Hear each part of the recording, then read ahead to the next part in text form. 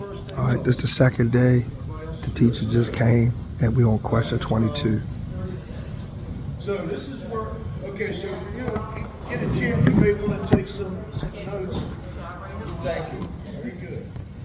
So this is where we left off with the formula for stopping distance. 60-foot vehicle, 60 miles an hour. Very good. Very good. 6 for the vehicle, 10, 20, 30, 40, 50, 60. Right? 6, 2 more seconds because we're between 40 and 55. 1 more because we breached 55 and that's where it stops. So why does the formula stop over 55 miles an hour? Because nobody can tell how long it'll take you once you get all that weight moving forward, how long it'll take you to stop. So even the people who are supposedly smarter than you and I, you know, technical guys like we are, they say there's no way to tell with that weight moving forward. It's all up to you as a professional driver how long it may take once you breach 55. All this training, everything is based on 55 miles an hour. But we're going to give you some extra, so basically on the road you'll carry that extra second for a safety tip. Right? All right, so 23, new order now. 4 seconds. So in this case here, this question is talking about me following you with the belt, right? If I'm running a 40-foot box truck, but I'm only doing 35 miles an hour, it's going to be in the city too. We don't start adding for speed until we're at 40. So I add 1 second for every 10 feet of vehicle length. So 10, 20, 30, 40. And there's your answer. If this was 40, 40, it would be 5 seconds. Again, try to carry that because we're going to revisit this very soon. All right. 23, new order here. All right. What is the things that's good things to do when driving at night? That's Nighttime and 23. daytime. We have a whole chapter on nighttime driving. We'll get to that. This is talking about that. So again, let's read it twice. Which of these is a good thing to do when driving at night? Which of these is a good thing to do when driving at night? And what are we going to eliminate? What sticks out to you to eliminate? Eliminate 3. Say again? Oh, first thing you do is eliminate what you know. So if you want to be cool and all that at night and wear some sunglasses like ZZ Top, you know, go ahead. They serve you well, right? What else? Look directly at oncoming. Yeah, you're not doing that, right? So what's the rule? Being we're here, what's the rule? If some idiot comes over the hill, this is oncoming. You're in your lane, he's coming over. This is two-way traffic. He comes over the hill. Instead of cutting his high beams like he should, he leaves them on. What are you supposed to do? Down and away. So all maneuvers are where? All maneuvers are to the right. That includes your body language too. So not only are we making maneuvers with the vehicle to the right, but also with our bodies. All maneuvers to the right. So you're going to do this until he goes by you with the high beams. Why wouldn't you do this? Look at my hands. You're gonna pull yourself into a head-on collision. So now let's talk about something that nobody will teach you, called target fixation. Target fixation has a lot to do with nighttime illuminations and whatnot. It happens during the day a lot too, a lot to motorcycle drivers. The target fixation is this. If you're fixating on a target, a lot of times you'll get locked on and you're going to go towards that target and there's nothing you can do about it. So that's called target fixation. You may want to write that down. We're going to revisit that as well. Motorcyclists have a big problem with this. So if you're going down the beltway, let's say you're on a motorcycle, and then we'll reference a car, a truck. You're on a motorcycle and up on your left-hand side, about 1,000 yards up, back door of this truck opens up and here comes all these boxes.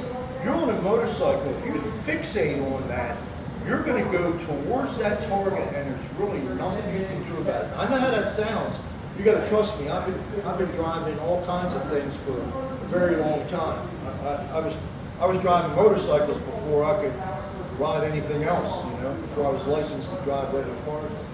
So that leaning motion, that head motion, it will carry you in that direction. The same way, if you are not acclimated to your vehicle, if you're fixating, so what do you think? Take a wild guess. What is a commercial driver and even some regular driver? What do they fixate on more than anything? Sitting in your vehicle. What are you fixating on? Say again. No. Your mirrors. Say it again. Your mirrors. The Good. mirrors on us. So let's use the driver's side mirror. Excuse me, ladies, but I like to use this analogy. So here I am going down the road, and I happen to look in this mirror here, my driver's side mirror, and the girl behind me, she eating a banana. You know, and I'm fixating in that mirror. Next thing you know, what have I done in front of me? I've closed the gap. So now, instead of that guy being 6 seconds in front of me, like we were talking about in that last screen there, all of a sudden I turn back around, I'm out of that mirror, and he's right there.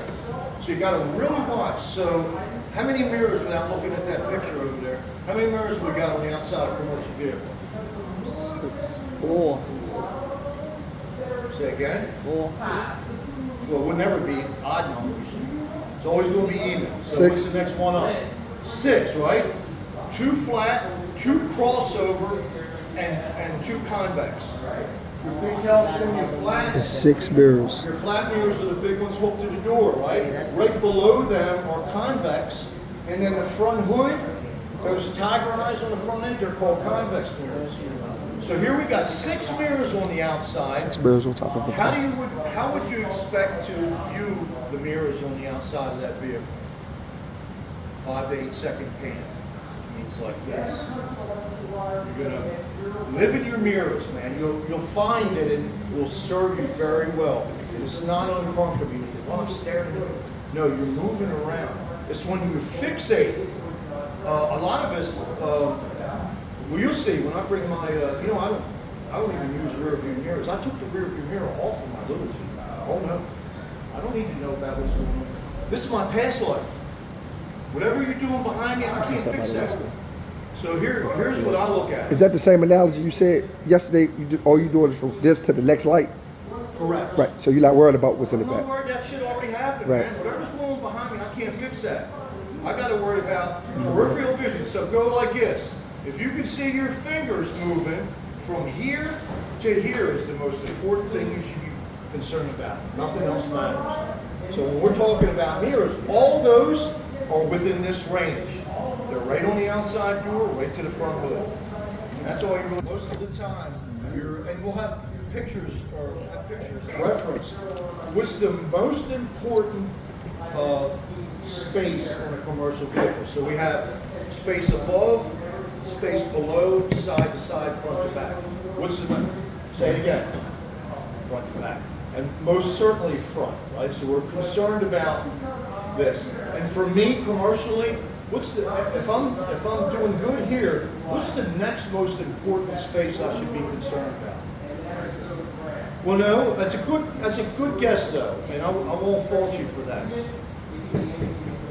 Underneath, my undercarriage. I want to make sure that if I'm running low boys, car carriers, moving vans, that I can't go over speed bumps. I can't go over certain secondary roads. I sure can't go over railroad. So I got to make sure I'm checking undercarriage. We call it undercarriage. And that's coming up in your next lesson. So, all right, so a little bit of stuff there for you. So again, it's the only thing we can pick here. So Kick your speed low. what do we mean by this? Keep your speed slow enough you can stop within the range of your headlights. I want you to write this down, so I'm going to give you your headlight ranges. How far do high beams shine out? How far Anybody down know? can shout? 500 feet. Write that down. 500 feet. Light beam 500 feet shot. shine. So low beams Low beams. would be, 250.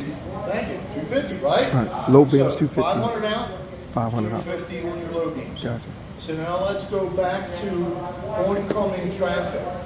When do you cut high beams? 5 by 5. 5 by 5. 500 oncoming. Somebody comes over the hill and they're not running high beams, but you are. When they get within the range of your lights, you got to shut down. If you're following somebody within 500, you got to shut down. So 5 by 5. Here's my recommendation. At night, always run high beams. Unless it's not safe or legal to do so. And that'll be coming up in your testing as well. All right? And I'll tell you, a lot of this stuff is practical for your own vehicles, as you may already be able to tell. It's not just for commercial, even though... I had a question. I've been seeing people on like a wine and rule. You guys have you know what you were saying, like, for like you got more to the right, you can't go right. You ain't got any choice. You can never go left. You don't really... I mean, every circumstance is going to challenge you differently. But I'd rather, you got to understand, we're bigger than everybody, so you got to take the hit. I'd rather hit the tree than somebody else hit it. Even though it may be a rough decision, you know, if you're doing the right thing, you'll know. Your spirit will tell you, no matter what happens, you did the right thing. If you make the other decision and things go really bad, it may be hard to get down. You know what I mean? So this is the only thing you can pick. These are obviously kind of goofy. Instrument lights. The only thing you should be running at night is your dash lights. You don't never turn on the map lights. Why?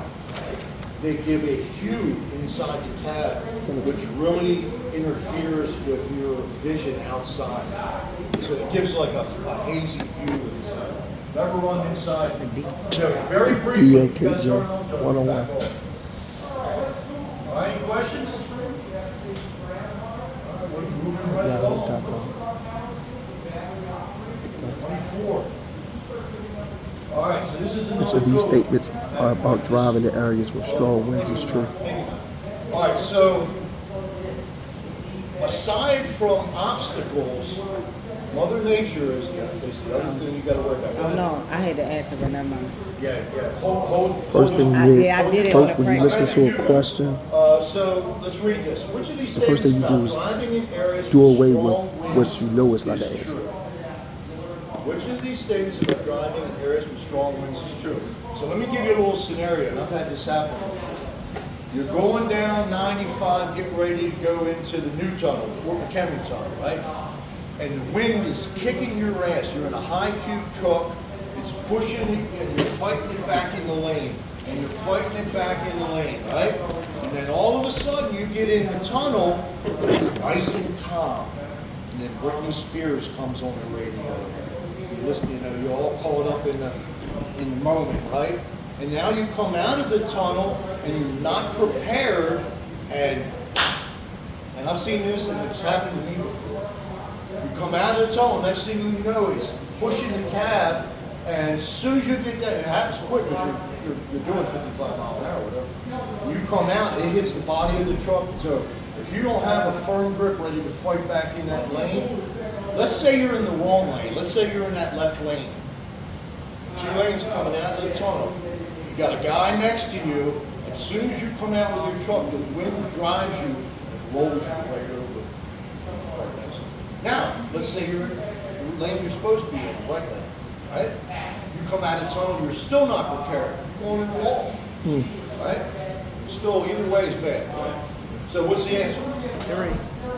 Right here. Winds are especially a I problem want you to coming out keep of this in tunnels. mind. This is a great piece of information. A lot of people forget. You got to understand the difference between hiring a homeowner and a professional driver is you're never off your A game. You can't afford to be. It's going to cost you, right? So if you were getting your ass whipped going in the tunnel, you're going to be getting your ass whipped coming out the other side. Yeah. So you got to be prepared for that so you can adjust, right? Yes. So there's your answer. These are all crazy. Never, you should drive alongside and break up the wind. That's crazy. Don't do that. The lighter your vehicle, the less trouble. This is exactly backwards. My God. Watch driving. So why wouldn't you ever want to be empty? like tractor trailer. Yeah, making no money. If I'm doing, in my last couple runs back in the 80s were Myrtle Beach fries. We used to take 60,000 pounds of potatoes and 90 gallons of peanut oil to the fry stations. Back then it really didn't matter, but most truckers now, if I'm taking that product one way, I want to grab something else there and bring weight back for two reasons. One, I'm making money, and two, stability of the vehicle. All right? I don't want to be running empty high cubes. All of a sudden, Mother Nature acts up. You're never going to be able to control it to blow you right over. I got some videos of the vehicle is guys easier to sitting flip. still on a bridge, and the wind is just, and it gets it going, and his wheels are up. He's like this. The next gust comes by, right over. All right, so number 3. Any questions on it? Some good stuff here. Again, don't think this is too overwhelming for you. Many have done this. Got it? Start just trusting I know it's early in, day 2. Just make yourself afraid. You're fine. A little bit at a time.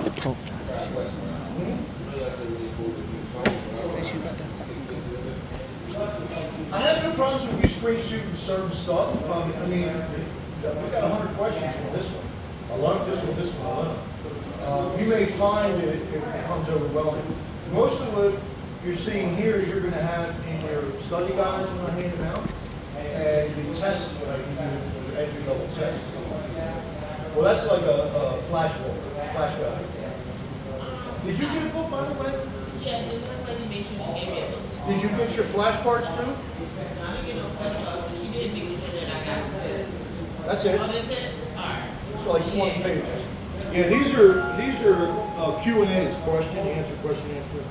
And again, you could cut them up if you want to make flashcards. That's what I said. But I printed them like that.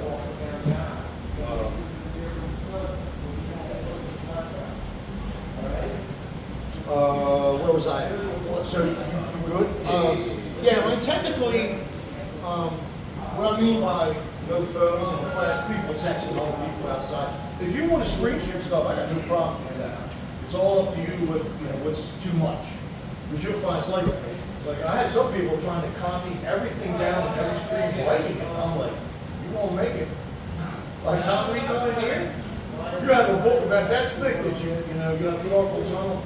Everything we're going to go over, you're going to have in paper anyway. So your test become your study guide. The first test I give you will be on distracted driving. And we highlight, so if let's say you got number 2 right, you don't do anything. If you got number 2 wrong, you highlight the right answer, and that becomes your study guide. Let me say this, you never study what you got right. You have to trust your gut, your spirit. You only study what you got wrong. And we do that by highlighting the right answers. We'll go over that. I did that last night. How many things before go over? A couple of All right, to help you stay times alert we go over. while driving, you should do what? Help you stay alert while driving, you should. 3. Right, this is pretty easy here. We could have eliminated, but this is all. To help stay alert with driving, you should, Schedule trips for first hours thing you or do, only figure out what you know. sleep. Take a short break before you go If you drive. get a boss and you have Take to cold like medicine if you have a all of cold. sudden Number you 2, want you to definitely do not doing scheduled trip for hours that you're 6 to doing. 2:30 and make you come in and do an 8 to 8 or something like that. Swing shifting doesn't work for truck driving. You got to reset your internal clock, right?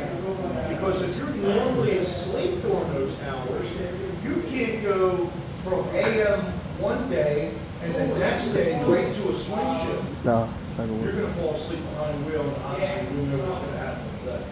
So keep that in mind, because some people want to get all they can get when they're first out of the road. You got to make sure you're taking care of yourself. So you could agree to swing shift, but tell them, look, I need a week to reset my clock. I need you sleeping during the day now. So, all right, so number 3, take short breaks before you're drowsy. On 6, You do not have a you don't hazard. have a hazmat endorsement on your commercial license. You can drive a vehicle hauling hazmats when All right, so we got some good stuff to go over right now. You have to write this down.